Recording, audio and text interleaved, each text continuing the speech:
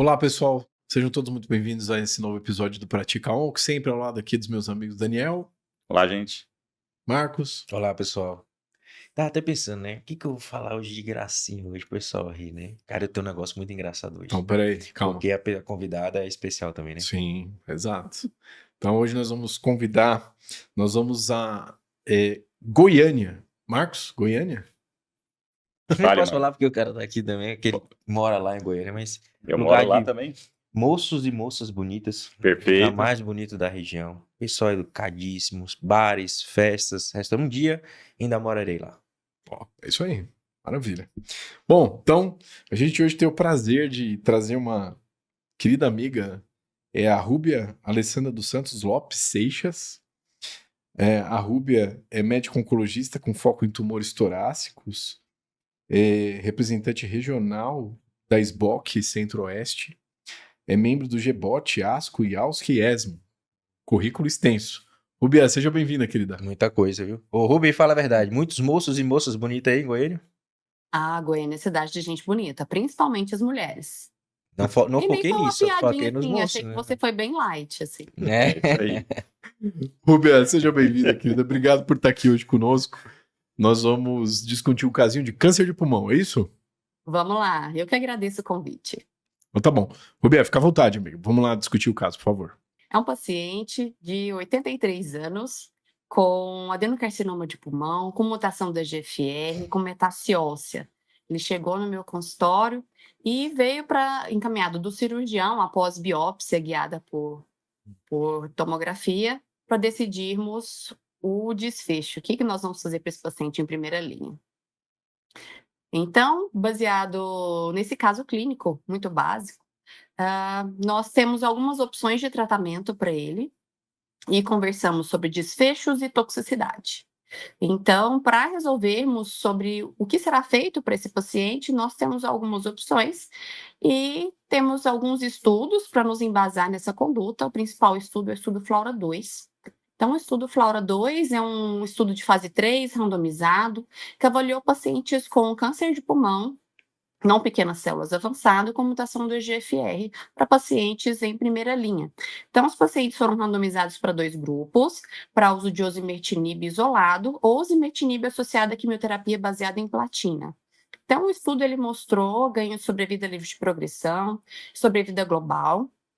Em 24 meses, na primeira apresentação do estudo, 57 dos pacientes do braço combinado estavam vivos e sem progressão de doença, e o estudo FLAURA2 ele foi atualizado no Mundial de Pulmão do ano passado, e mostrou uma sobrevida global estendida para aqueles pacientes que recebiam a combinação, com a redução de 23% do risco de morte. Uma outra opção que nós temos é o uso do amivantamab com lazertinib em primeira linha, que foi avaliado pelo estudo Mariposa, que também foi apresentado os dados de sobrevida global no ILCC do ano passado, e é uma opção. Então, o que nós temos hoje, né? Além da osimertinib, que nós já tínhamos como primeira opção, isolado, temos agora mais 2 opções para intensificação de tratamento. Só para te resumir um pouquinho, Rúbia, é um senhor de 80 e poucos anos, 83 né? anos. 83 Isso, anos, 83 né? anos. Em que apresentou com um adenocarcinoma de pulmão não pequenas células, com metástase óssea, certo? Exatamente. Perfeito. E aí você discutiu para ele fazer os dados do estudo FLAURA2, perfeito? Então tá bom. Perfeito. Marcos, vamos lá, vamos começar a arguição aí.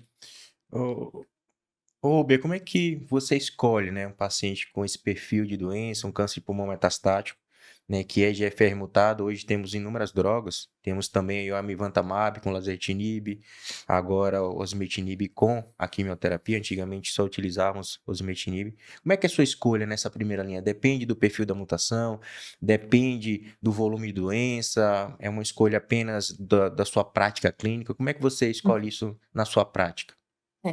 Hoje eu não vejo que exista um esquema único, um melhor esquema de tratamento. O que eu levo em conta? O perfil do paciente, principalmente, não só genômico, mas também como status físico, porque a indicação do tratamento, a escolha, vai depender do perfil de toxicidade que nós teremos.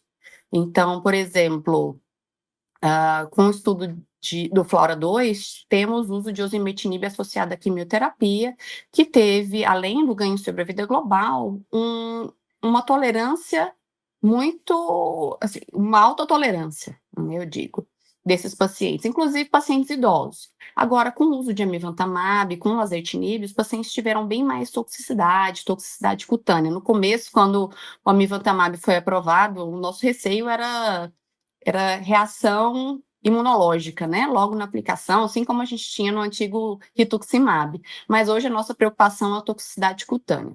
E claro que junto com o perfil do paciente, hoje nós avaliamos qual a mutação da EGFR. Então, eu falo que o câncer de pulmão ele virou um grande grupo. Então, nós temos que individualizar de acordo com a mutação da EGFR. E lembrar que no estudo FLAURA2, no Mariposa, eles acabaram avaliando mutações clássicas do EGFR, que é a mutação do L858R e deleção do exon 19.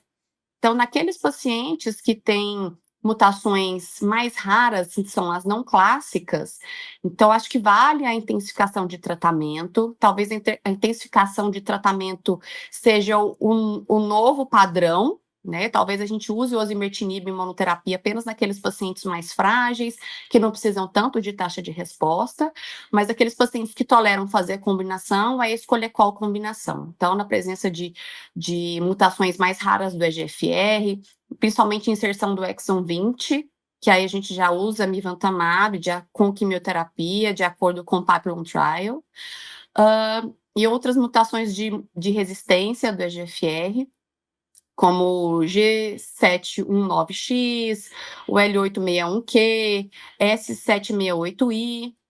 Então, vale a pena a gente usar o amivantamab, porque ele vai cobrir não só a via do EGFR, mas também a via do MET. Eu acho que hoje câncer de pulmão, não faço muito mais câncer de pulmão, mas virou uma...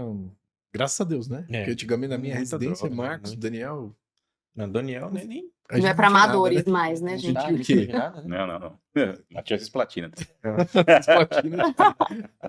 Mas, ô Rubia... E uma opção também que a gente não pode esquecer é de afatinib. O velho afatinib, né? Que também tem aquelas toxicidades, principalmente gastrointestinais, mas que nessas mutações raras é válido. Não, ótimo.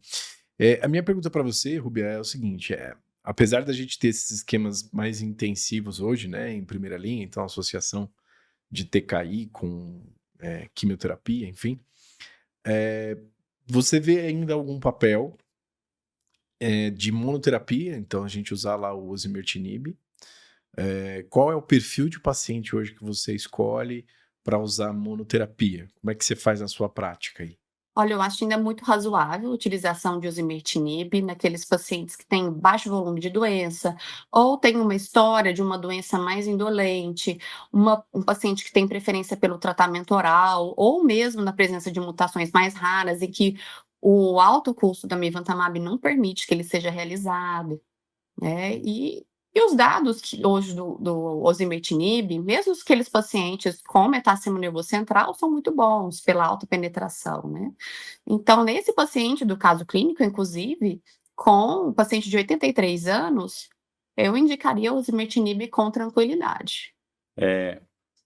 Primeiro eu vou fazer minha pergunta em duas partes aqui. Primeira, Rubia, a gente até já teve aqui, né, no podcast um debate do tratamento, né, com osimertinib num episódio passado. Assistam aí, pessoal. Tem mais episódios aí no podcast.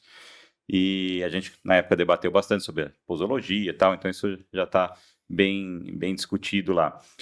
Em relação a combinação, quimioterapia, tem alguma sua preferência nesses casos? Considerando talvez esse caso mais idoso, se você fosse usar com químio, teria alguma preferência sua? Depois eu faço a segunda parte da pergunta. Então, nesse paciente, se eu julgar que ele tenha bom performance status, que ele tolera bem a associação de osimertinib, quimioterapia, seria a minha primeira opção. Na atualização do FLAURA2 também foram apresentados uns dados de que aqueles pacientes que receberam a combinação tiveram um intervalo livre de quimioterapia maior. Então, nossa expectativa não é nem só a curto prazo, mas a longo prazo. né? E os pacientes, eles tiveram boa tolerância. Então, a toxicidade foi só durante o período de exposição à quimioterapia. E depois foi igual. Então, se o paciente tolerar, mesmo sendo idoso, eu faria a combinação. Se o paciente se recusar a fazer quimioterapia, o que não é incomum, o paciente chegar falando que não quer fazer quimioterapia, principalmente os mais idosos, pela história, né? Então, assim, tem aquele tabu de que quimioterapia mata as pessoas. Então, eu faria o osimertinib, mas a princípio eu tenderia a fazer a combinação pelos dados de sobrevida global. Perfeito. E vamos considerar agora um cenário que a gente vai começar a ter mais, né, essas opções de tratamento, né, como você comentou, tanto do estudo mariposa, estudo Flora 2, que é o que a gente está debatendo, e que a gente comece um tratamento com um esquema do mariposa. Aí o paciente ficou lá um tempo e tal e progrediu. Você vê algum papel de eventualmente a gente pegar um tratamento similar ao Flora 2, com osimertinib mais alguma combinação de químio e utilizar no sequenciamento? Que é uma pergunta sobre sequenciamento, né? Como que a gente faz hoje em dia? Eu sei que acho que os dados são muito novos, então a gente fica carente disso de evidência científica, né? Mas como você pensaria? E até complementando a pergunta do Daniel, Rúbia, e no seu caso, né? Como é que será a complementação? O que você pensa aí no futuro também? Olha, eu não vejo sequenciamento de mariposa seguido de uso de osimertinib com quimioterapia. Nós não temos dados sólidos para isso. Até porque, pensando no racional biológico, o osimertinib associado a lazertinib teria uma boa cobertura, né, contra as vias do MET e EGFR. Então, o que eu faria? Na progressão, avaliar uma rebiópsia preferencialmente tecidual, procurando uma mutação de resistência e tentar guiar meu tratamento de acordo com essa mutação que apareceria. E existem também novas opções, né? Já respondendo à sua pergunta, hoje nós temos alguns estudos clínicos abertos e novos estudos com resultados promissores com ADCs, né? Então, hoje as opções estão sendo cada vez maiores, né? Temos sacituzumab, temos savolitinib, então tem o ivonescimab, né? Que foi um estudo que foi apresentado também no Mundial de Pulmão, no ESMO do ano passado. Então, graças a Deus, as opções são várias, mas ainda não temos um caminho certo a seguir. Então, a orientação que eu daria seria sempre tentar biopsiar na progressão, para poder guiar esse tratamento. Na presença de uma mutação-alvo, o paciente ganha muito com taxa de resposta. Então, naqueles pacientes que podem receber terapia-alvo, a taxa de resposta chega a 70%. Então, não é uma taxa de resposta desprezível, né? Muito pelo contrário. Excelente. Bom, então a gente conversou aqui primeira linha, como é que escolhe a primeira linha, né, Marcos? Uhum. Monoterapia, sequenciamento, acho que é isso aí, o que é a escolha na prática, né? Acho que para câncer de pulmão hoje, eu acho que às vezes você tem alguma limitação hoje, Rúbia, do ponto de vista prática para esse conhecimento que a gente fala, né, de oncologia de precisão. Como é que você faz na sua prática aí em Goiânia? Na maioria das vezes, a gente usa o programa da indústria, né? Isso Perfeito. ajuda muito os pacientes. Mesmo os pacientes de convênio acabam se utilizando. Na progressão, quando o paciente já fez uso do teste molecular pago pelo programa da indústria, aí às vezes o paciente acaba topando de fazer um painel mais amplo, com mais genes, mas eu procuro fazer principalmente quando o paciente paga, fazer um teste mais enxuto apenas com os genes que existem em terapia-alvo no momento, até porque se tiver algum estudo clínico, geralmente o estudo clínico acaba pagando o teste, né, se o paciente tiver um perfil de recrutamento. Eu estou bem satisfeito. Daniel, Eu também sou. Marcos, Realmente, caso bem interessante fantástico. e é a evolução da oncologia, né?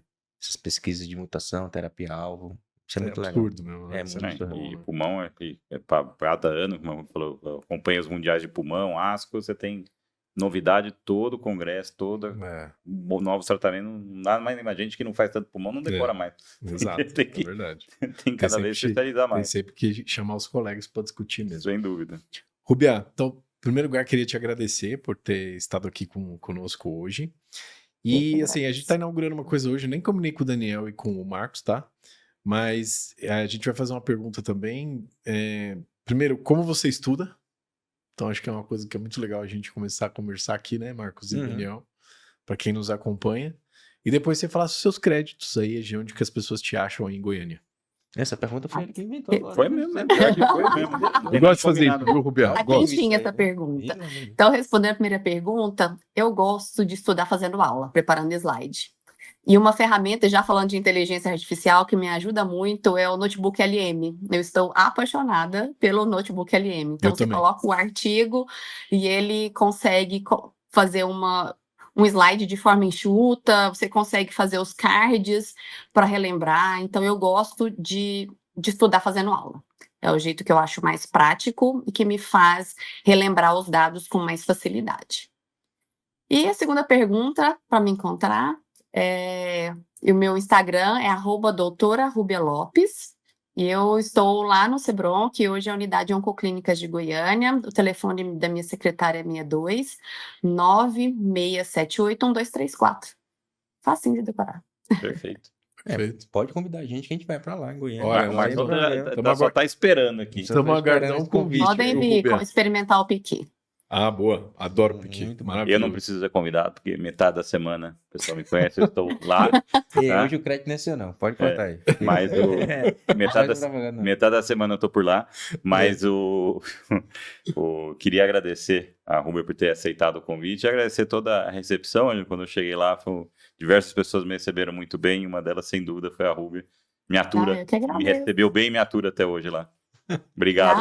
E pura gratidão. Ele me abriu portas durante a residência que transformaram a minha vida. Eu já falei isso para ele várias vezes. Eu não vou conseguir pagar nunca as portas que ele já me abriu. Todos nós, amiga. Todos nós. Rubia, mais uma vez, muito obrigado. Eu queria agradecer Daniel, Marcos, obrigado mais uma vez. Show de bola. Estamos juntos. Sempre. Convidar nóis. todos vocês para nos seguir nas redes e também para acessar o nosso site, né? praticaonco.com.br. Se inscrevam lá para a gente poder interagir bastante. Está aqui trazendo conteúdos novos para vocês. Pessoal, até o próximo episódio. Um abraço. Obrigado.